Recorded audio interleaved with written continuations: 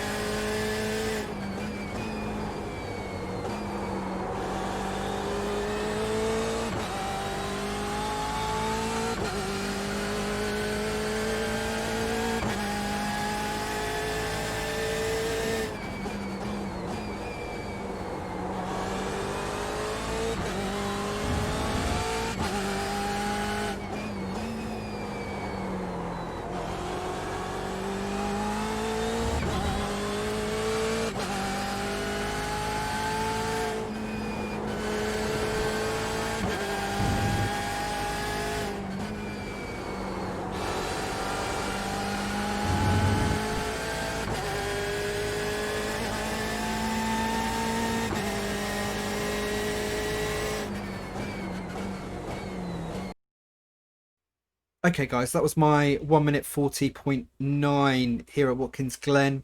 I just want to do a really quick bit of new season housekeeping before we break down the lap. Really, for those of you that haven't seen my track guides before, I always do my laps using race conditions. So it's the same date, same time, and the same expected track temperatures as listed in the iRacing schedule PDF. You can find that on the iRacing member site. And actually, I've linked it in the description below just to make it really easy. My lap is done with my own setup with race fuel, but the fuel may be more or less than, obviously less than a full tank, depending on how many laps I've already done, running up to the lap that I use for the guide. I create and share my ghost cars of this lap and my optimal lap along with the race setup. I actually find it a great help personally in getting up to speed quickly during race week, and I highly recommend using them. Even if you're in a different car, actually, if you're in a different GTE, you can still use my ghost car to practice against. All right, so on to the track breakdown. Obviously, we want to keep ourselves right over to the left as we're coming down the start-finish straight. We got ourselves up into top gear, and then we're looking at the boards on the left, the 300 board. Just as we come to the 300 board,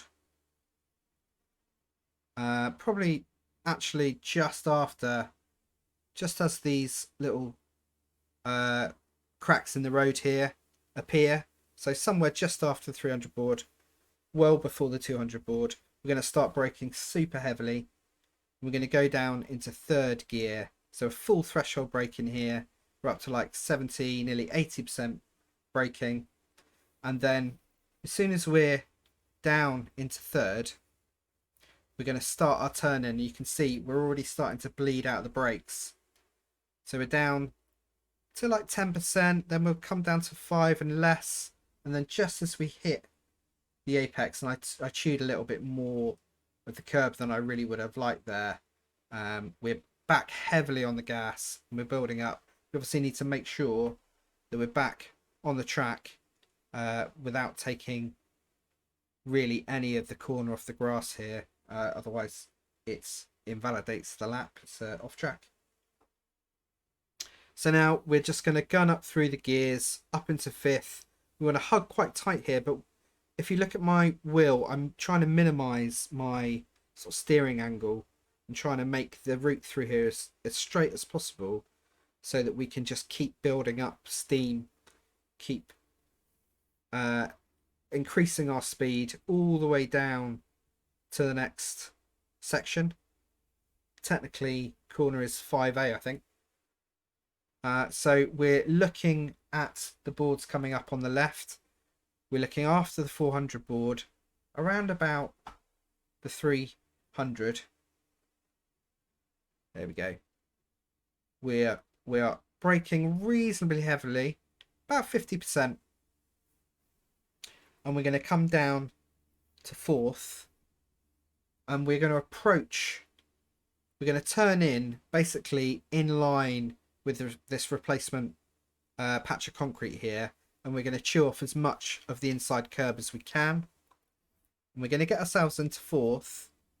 And we come back into the brake briefly here as we come up to the next inside curb. We want to make sure we've turned the car so that we're just taking off the edge of this curb. And again, we're following the inside of this replacement concrete again. And we want to, as soon as we land down flat off this curb, that's when we want to come into the accelerator and build it up pretty slowly so that we can make it through the exit here.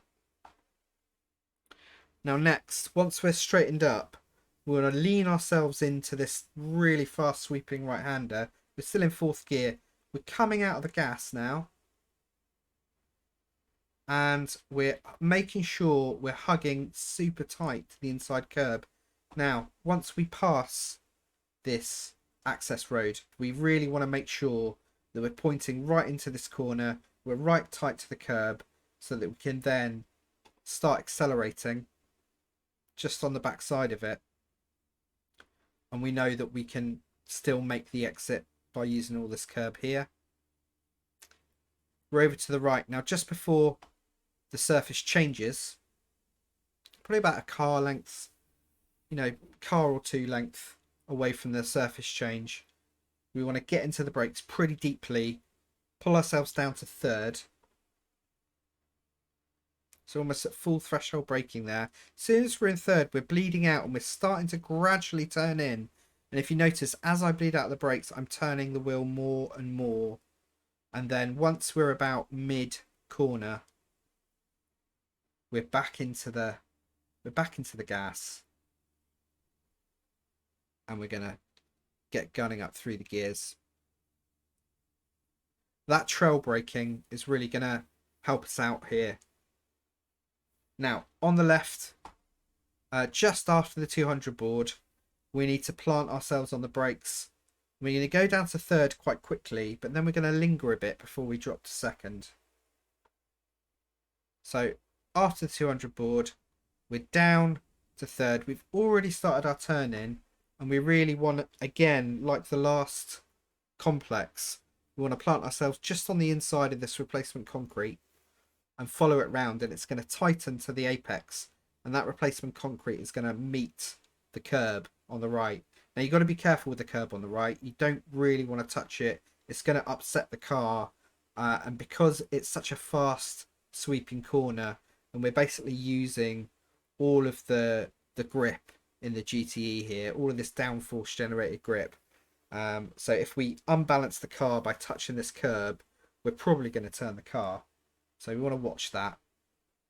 But we're into third now. And then we're going to drop to second just as we approach the apex. and then get straight into the gas before the replacement concrete meets the inside curb, which basically denotes the apex. So we're already well into the gas here. We're not at 100% throttle, but we are now. And we're exiting back up to third really quite quickly. And we're going to get right up towards the top of fifth gear here. And we're already watching the boards on the left. We want the 200 board.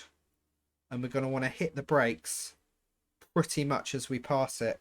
Now, I'm braking about as deep as is kind of feasible here. There's no harm braking a little bit earlier, a little bit before the 200. But obviously the deeper you can go, the better. And then once I'm down towards second, I'm starting my turn in.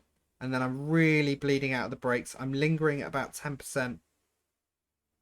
And then as soon as we're on the apex, I'm heavy into the gas. But if you look at the trail of my throttle there, it actually builds quite slowly.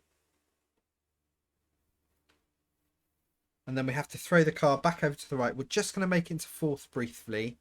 And then, and this is quite a hard one to judge, the braking, but I always try and go probably about 2 cars lengths before the inside curb on the left appears. So I'm watching that inside curb. As soon as I can see it take shape, I'm into the brakes, down to second, and I want to take a really tight line around here. And then before this replacement patch starts, which is basically on the apex, it starts, we want to be building up the accelerator. I actually overcooked it there and had to come out of the gas briefly, but it didn't cost me too much. So now we're looking for the 100 board. We don't want to brake here, but we want to get as far over to the right as we can. And then on the 100 board, we're dropping out the accelerator. And then as soon as we're in line with this, there's a kink in the curb, inside curb just here. As soon as we're in line with that, we really want to be full on the gas, and we know that we're going to make the exit at this point. So we're in. And then again, we're throwing the car right over to the left. When this wall is ending, that's when we're going to brake. But really, we want to brake quite lightly for this last corner. We need to maintain as much momentum as we can to take us onto the start-finish straight. Obviously, we need to make sure that we can meet the apex here. If we fail to apex here, we're going to hit a wall. So we need to make sure we brake enough not to hit the wall, but as little as possible. And I think I got it, it's about 50% there, into fourth. And then we're still trail braking about 10%. We're dropping out. And then again, when this replacement concrete gets us close to the curb, that is our apex point. That is when we want to already be back on the accelerator, and we're building up pretty quickly. The exit of this corner has got some really, really nice camber. So right now we are actually unfurling the wheel because the camber is pulling the car around the corner really quite nicely. So we can really rely on that. And then we're on the home straight. So that is my 1 minute 40.9 here at Watkins Glen. Best of luck here this week, guys. I really, really hope you have a great week of racing. Please do let me know how you get on in the comments below. If this video was useful, please do give it a like. Please do subscribe to the channel. I'll be back with week 2 next week and some live streams in the meantime. Cheers, guys.